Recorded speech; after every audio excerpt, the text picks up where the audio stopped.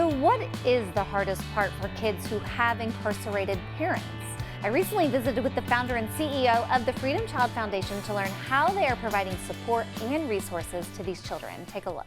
The hardest part of being connected with him while he's in prison is that I can't give him a hug, and that makes me feel sad because I really do want to give him a hug. I didn't get to see him, know him, or really know anything about him, Like I was on the quest for manhood. Joining us now, founder and CEO of the Freedom Child Foundation is Wanjel Bellari. Wanjel, thank you for being with us. Thank you guys so much for having me. Well, absolutely. Tell me all about the Freedom Child Foundation and how it came to be.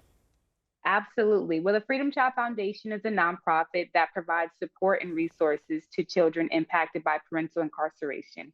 Our number one focus is family connectivity. We understand the financial burden that having a parent incarcerated can be. And so our number one focus is making sure that those kids have the resources to stay in contact with their incarcerated parent. How do we do that? We provide stationery materials for letter writing. We provide stipends for phone calls. And we also help with visitation. Going to visitation can be so hard sometimes. So giving gas reimbursements or food reimbursements to make that journey more pleasant. And let's talk about the age of the children who you are helping specifically. Absolutely. The age ranges between 5 and 18. So that's kindergarten on up to high school. And then, of course, we never want to just drop anyone off. And so we stay in contact with our children after 18 even, because incarceration is a journey, it's traumatic, and we always have things that we need to be working on throughout that process. You also provide therapy services to those kids. Why do you feel that's important?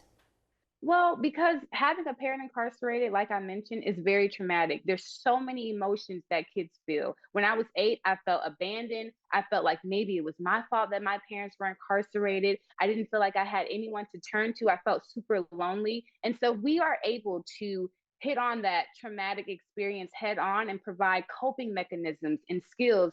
It turns out that those kids, once they're 30, they're not going through that process and not having proper coping mechanisms. And so it's just really important that we start early on to start developing those skills and understanding what they are experiencing. And so finding adolescent therapists and making sure those kids have someone that they can talk to and be super vulnerable with is very important.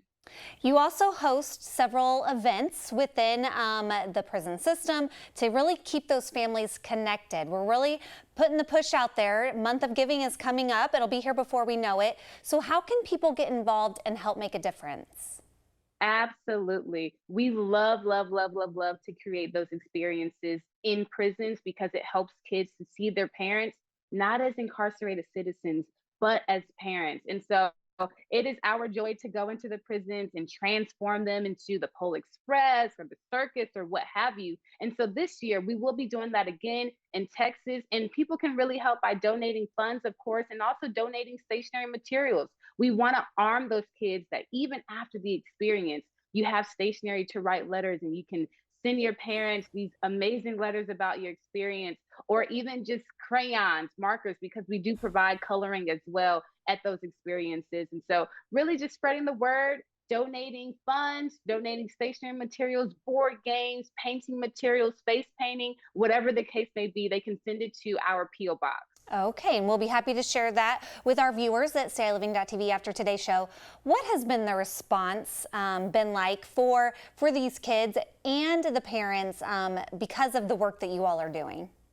The response has been amazing. A lot of people are like, we didn't even know that this even existed, and this is something that we need. A lot of times, kids and families who are impacted by parental incarceration, they also come from lower income homes. And so having that financial burden of even trying to stay connected is just too hard, right? And so to be able to provide some relief and making sure that kids can hear, I love you, from their incarcerated parent, as well as express that, these families are over the moon about it. We've had so much support from corporations like Block and Inspire Brands who just really believe in our work. And so it's just been amazing to provide that immediate solution, right? these kids don't have to suffer. They don't have to wait years on end for something to change, but they get that immediate solution. And we love that. We just are super proud that we are able to provide immediate relief for these families. Well, and I'm sure they appreciate it just as we do, all of the work that you're doing. I mean, it's alarming that 5.4 million children are impacted